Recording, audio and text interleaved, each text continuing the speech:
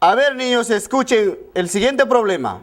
Compré 15 huevos y utilicé 8 para hacer un torta. ¿Cuántos huevos me quedan? El silencio de estos niños evidencia la situación actual de la educación en nuestro país.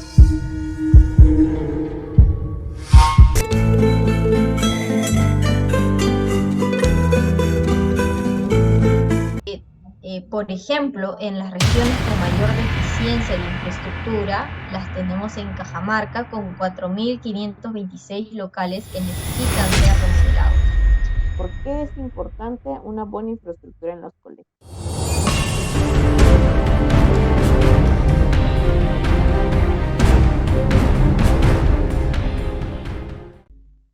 Hola a todos, bienvenidos a nuestro podcast sobre la educación en el Perú. Yo soy Belén Ayllón, soy estudiante de la Universidad César Vallejo y en este episodio hablaremos de los retos y oportunidades que enfrenta la educación en nuestro país. Y en esta ocasión me acompaña... Hola, ¿qué tal? Mi nombre es Milagros Ruiz, también estudiante de la Universidad César Vallejo. Es un placer estar aquí compartiéndole la información que vamos a brindar el día de hoy sobre educación a nivel nacional en el Perú. Bueno, Leisa, cuéntanos un poco más. Sí, bueno, para empezar vamos a hablar un poco sobre los retos que enfrenta la educación en el Perú.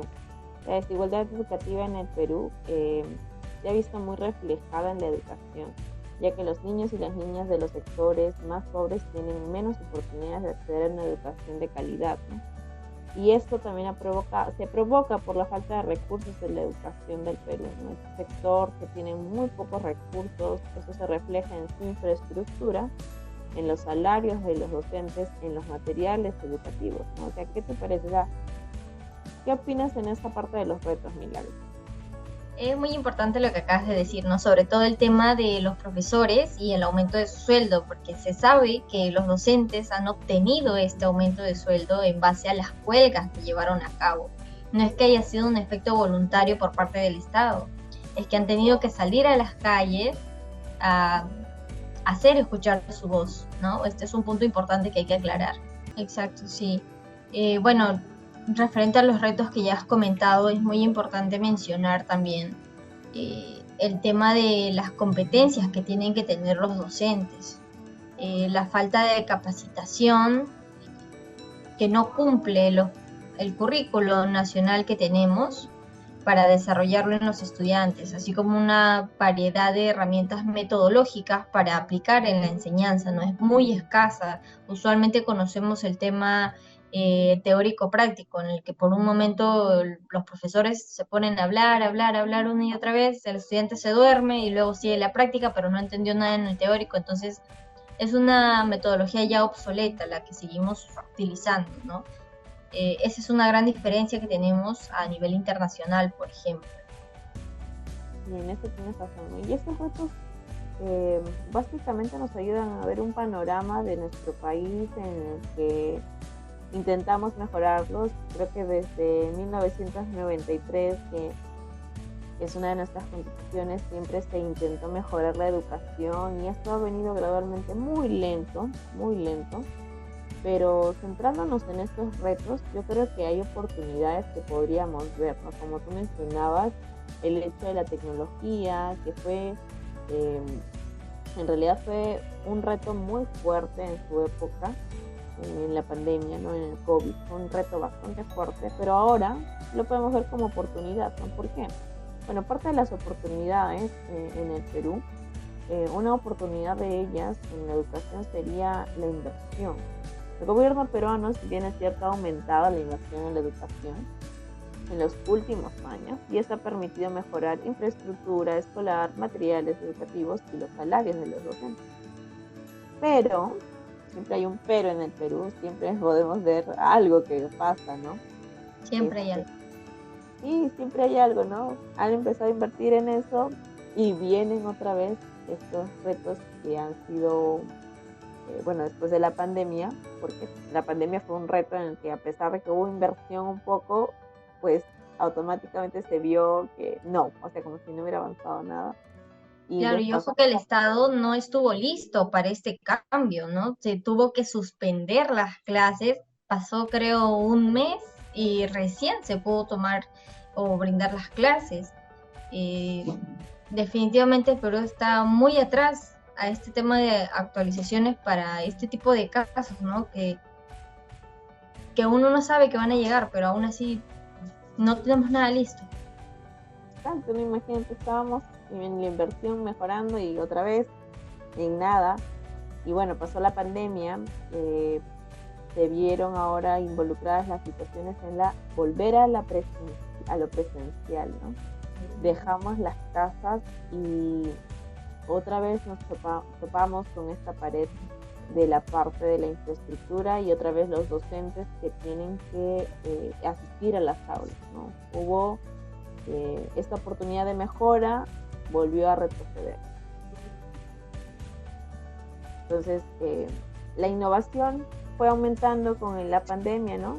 Ha habido un auge en la innovación porque ha sido mucho mejor. La pandemia nos ayudó a sobresalir en la tecnología, ha mejorado esta parte un poco, pero otra vez vimos la participación de la sociedad y de los docentes y de los alumnos realizando huelgas para poder otra vez pedir al gobierno, ¿no?, que se preocupe por esta situación.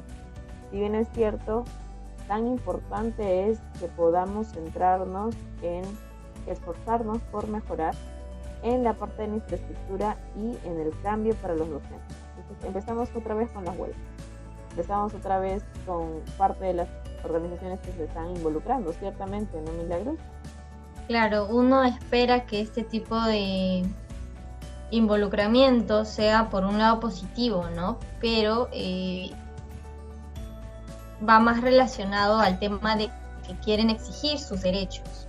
Y es por ello que salen a las calles, hacen este tipo de huelgas. Uno ya lo hemos mencionado por el tema de los sueldos. Otro podría ser también que los niños no tienen acceso a escuelas dentro de sus pueblos o regiones, ¿no?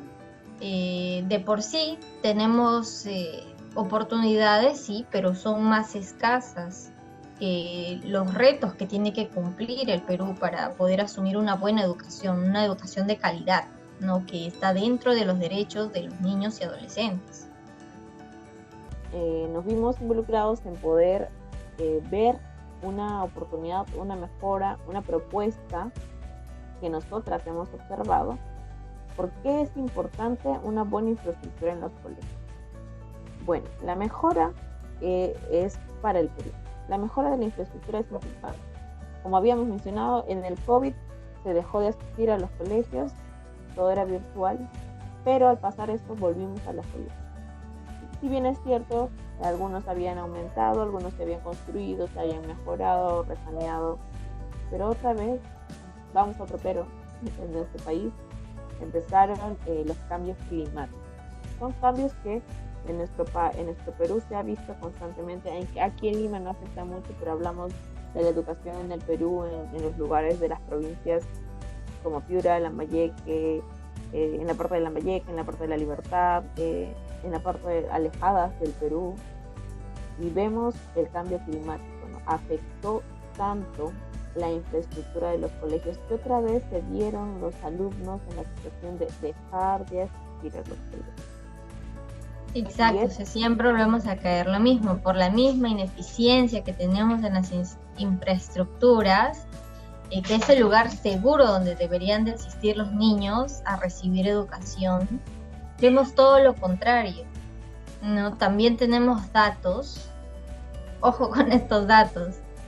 Existen 55.000 colegios a nivel nacional, de los cuales 30.000 requieren intervenciones en la infraestructura y 1.041 están en riesgo inminente de colapso según el Ministerio de Educación. ¿Qué quiere decir? Estos datos nos indican que más del 50% de colegios a nivel nacional no son aptos para una educación de calidad, no son aptos para que estudiantes asistan y puedan recibir clases. Entonces, ¿de qué estamos hablando? O sea, ¿dónde esperan que los estudiantes vayan a realizar sus clases si el Estado no hace un cambio, ¿no? A estos datos que ya tenemos? Se sabe también que, por ejemplo, en los pueblos alejados hay estudiantes que tienen que caminar kilómetros para llegar a un colegio, y lo digo con énfasis porque en realidad se puede hablar de 4 paredes de esteras, un docente y estudiantes alrededor, ¿no? Que quieran recibir esas clases, que quieran tener una educación. Y eso es considerado una escuela, lo cual no debería ser, ¿no? Por eso es que proponemos este tema de mejorar las infraestructuras por esos mismos estudiantes que caminan bastante tiempo, caminos muy peligrosos, arriesgados, puedan llegar a un colegio donde estén seguros, donde puedan recibir clases de calidad. Bueno, en esta oportunidad hablaremos sobre el Proyecto Educativo Nacional al año 2036, una ruta para el Perú del Bicentenario. Este proyecto nos habla de muchos puntos en los cuales eh, están sumamente enfocados en la educación, en cómo se debería avanzar durante todo ese tiempo hasta el año 2036, todas las propuestas y los proyectos que tienen en mente para que la educación mejore y veamos un gran avance en los años siguientes, en los cuales vamos a hablar sobre 10 orientaciones estratégicas y cómo avanzar en la educación a la que aspiramos mediante estas orientaciones. En clave vamos a hablar la orientación estratégica que mediante el proyecto plantea es a partir de un análisis social, político, técnico, prospectivo y participativo. Son conscientes de y entienden los fundamentos y propósitos definidos por el PN, considerando el estado actual de nuestra sociedad. Sabemos que nuestra sociedad no es sumamente amplia y la educación no llega a todos los puntos en los cuales se viene ejerciendo. Las perspectivas a futuro que tengamos y así como las principales necesidades de los diferentes grupos etarios tienen que ver atendidas a lo largo de la vida para lograr una visión propuesta a la cual se está planteando. Las orientaciones estratégicas están dirigidas a autores que educan, así como las orientaciones de sistemas educativos y plantean los cambios a tanto al sector educativo como el resto de sectores del Estado. La sociedad civil en su actuación vinculadas con temas educativos deben considerar y aportar para distribuir el logro de la visión propuesta. Las orientaciones estratégicas analizadas en su interacción representan un conjunto de una apuesta técnica y política por garantizar que todas las personas que ejerzan su derecho a una educación que garantice un nivel óptimo y de formación para enfrentar los retos del desarrollo humano, que ejercen y garantice su nivel óptimo de formación en su ciudadanía y continuar aprendiendo durante toda la vida, llevar a cabo sus proyectos de vida que mediante este tiempo y hasta el año 2036 hayamos avanzado ya hacia una sociedad democrática con mayores niveles de bienestar a los que expresan con los propósitos previamente definidos. En un número punto tenemos la orientación estratégica número 1, que corresponde a la integración familiares y hogares, brindarle apoyo mutuo, correspondiente como un ambiente cálido, seguro, en los cuales uno se sienta sumamente confiado y con una mayor adaptabilidad, en los cuales aporta demasiado eso al estudiante, al universitario o al niño que recién está saliendo de casa, en el cual mediante el apoyo de la familia llega a tener mucho más beneficios y más prosperidad y más confianza en sí mismo. Como segunda orientación, tenemos las personas que ejercen la docencia en ese sistema educativo se comprometen con los estudiantes, no solo por recibir un salario mínimo o para todo lo que está propuesto para ellos, sino también a brindarles su aprendizaje y corresponder a sus diferentes necesidades de acuerdo a su entorno familiar, cultural y ambiental, construyendo un modo efectivo del desarrollo de su potencial sin ningún tipo de discriminación y desempeño con ética, integridad y profesionalismo, que es lo mucho más importante, y desplegando proactivamente su... Hola, ¿qué tal? Sean bienvenidos. Bueno, mi nombre es Yamile Jiménez y en este caso voy a aportar un tema muy cierto con respecto a la educación en nuestro país, es, obviamente nosotros sabemos de que el Perú actualmente con respecto a la educación está muy retrasado y más con el tema de la pandemia que acaba de suceder. El Perú se tardó 2 años en reabrir las escuelas. ¿Y esto a qué se debe? Por el mismo tema de que no todos estaban eh, bien implementados o no tenían nuevas actualizaciones con respecto a lo que es una buena educación o buenas instalaciones con todos los sucesos que se acontecieron después de la pandemia.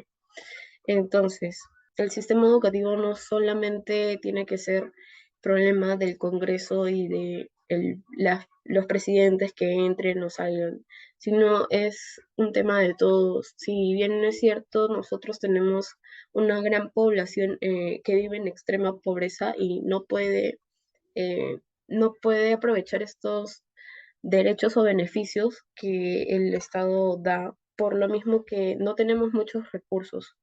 No hay muchos recursos para libros, no hay muchos recursos para carpetas, no hay muchos recursos para que puedan acceder a las plataformas virtuales, que actualmente son muchísimas para adquirir información.